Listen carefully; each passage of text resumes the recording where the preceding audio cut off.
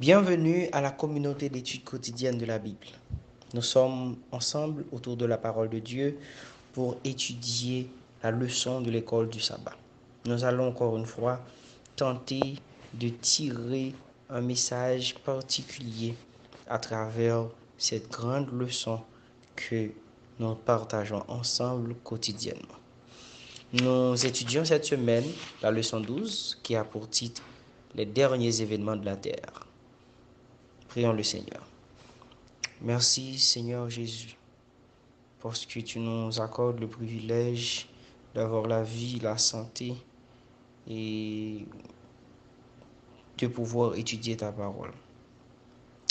Voilà qu'en ce moment nous te cherchons et nous te demandons de venir à nous. Retire de nous ce qui n'est pas de toi, pardonne nos fautes et nos erreurs et imprègne-nous par ton esprit. Mets tes paroles dans nos cœurs afin que nous ne péchions pas contre toi. Au nom de Jésus. Amen. La leçon 12 a pour titre « Les derniers événements de la terre ».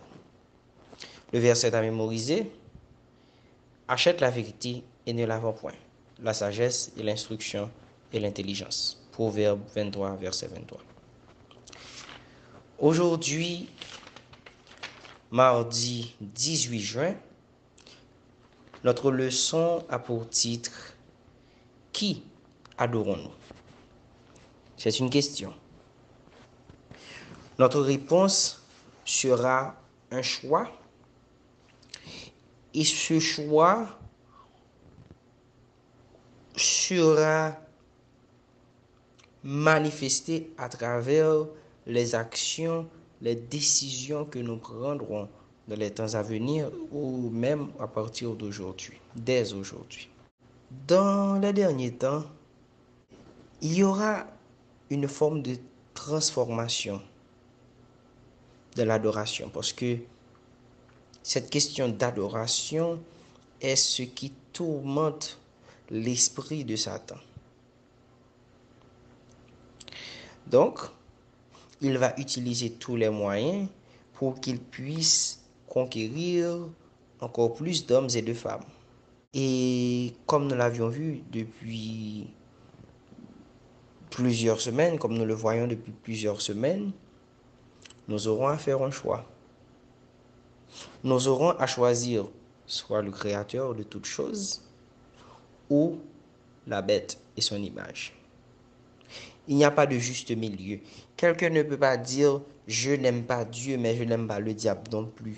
Je n'adore pas Dieu, mais je n'adore pas le diable non plus. » Il n'y a pas de juste milieu. Ceux qui sont avec Dieu vont marcher avec lui. Et ceux qui sont avec le diable vont marcher avec lui. Dans Apocalypse 14, le premier ange avait lancé un message à tous les habitants de la terre. Craignez Dieu et donnez-lui gloire. C'est le message du premier ange. Le troisième révèle les conséquences terribles de l'adoration de la bête. Ceux qui adorent la bête et son image boiront eux aussi du vin de la fureur de Dieu versé sans mélange dans sa coupe de colère. Au contraire, ceux qui adorent le Créateur de toutes choses, le vrai Dieu, l'alpha et l'oméga, ceux qui gardent ses commandements et qui auront la foi de Jésus, auront la vie éternelle.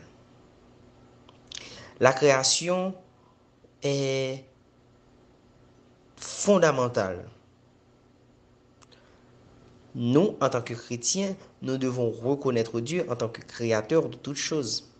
À la fin de sa création, il a mis le sabbat à notre disposition pour que nous puissions avoir cette liberté. Satan déteste le Créateur et il déteste aussi ses créatures.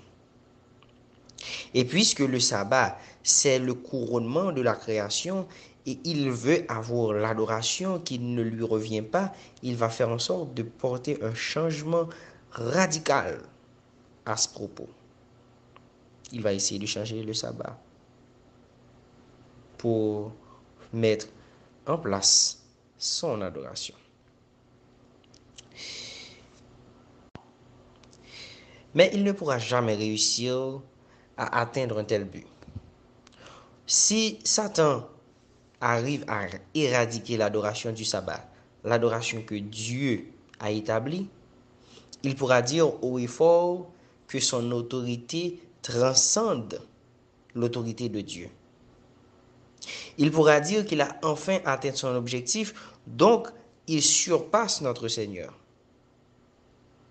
Ceci n'arrivera jamais. Mais pendant que nous disons que ceci n'arrivera jamais, nous devons être prudents dès aujourd'hui, parce que notre position demain sera le résultat de notre position aujourd'hui. Le monde change rapidement. Dans un clin d'œil, tout peut changer. La crise du Covid-19 nous a montré que notre monde peut, du jour au lendemain, changer tout autour. Et nous ne savons pas tout à propos de ce qui va venir. Nous ne savons pas avec précision ce qui va arriver dans les temps à venir. Mais nous savons, et ça, nous en sommes sûrs, que les chrétiens, ceux qui accepteront, ceux qui choisiront de servir le Seigneur, seront persécutés. Lisons dans Apocalypse 13, versets 13 à 17. Et elle séduisait les habitants de la terre par les prodiges qui lui étaient donnés d'opérer en présence de la bête, aux habitants de la terre de faire une image à la bête qui avait la blessure de l'épée et qui vivait. Et il lui fut donné d'animer l'image de la bête, afin que l'image de la bête parlât et qu'elle fit que tous ceux qui n'adoraient pas l'image de la bête fussent tués. Et elle fit que tous, petits et grands, riches et pauvres, libres et esclaves, reçussent une marque sur leur main droite ou sur leur front, et que personne ne puisse acheter ni vendre sans avoir la marque, le nom de la bête ou le nombre de son nom. À travers ce texte, nous venons de comprendre que ceux qui resteront fidèles aux enseignements bibliques subiront des sanctions économiques. Ils seront menacés à mort. Et s'ils n'acceptent pas de renoncer à leur choix, qui est le meilleur, bien sûr, ils seront tués. Parce que le monde doit grandir dans la corruption, dans le désir de faire rouler le sang, dans le pouvoir, l'argent, le luxe. Tous ceux qui leur serviront de barrière seront automatiquement éliminés. Nous pouvons donc essayer d'imaginer comment nous, chrétiens, ou du moins la génération ou les générations à venir, parce que nous ne savons pas exactement quand est-ce que ça va arriver, mais nous pouvons imaginer comment nous, chrétiens, auront à faire face à de grandes difficultés, simplement parce que nous avons choisi de suivre le Seigneur Jésus fidèlement.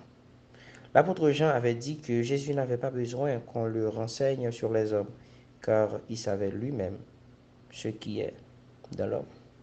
Dieu connaît le cœur des hommes, Dieu nous connaît, il sait que nous pourrons tenir parce qu'il sera avec nous.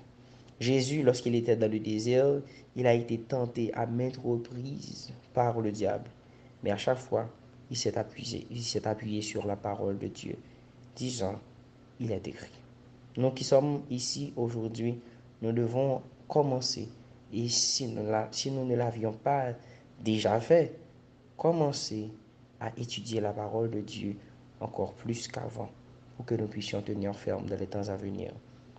Et que Dieu vous bénisse abondamment. Nous vous remercions de votre présence et de votre fidélité à cette émission.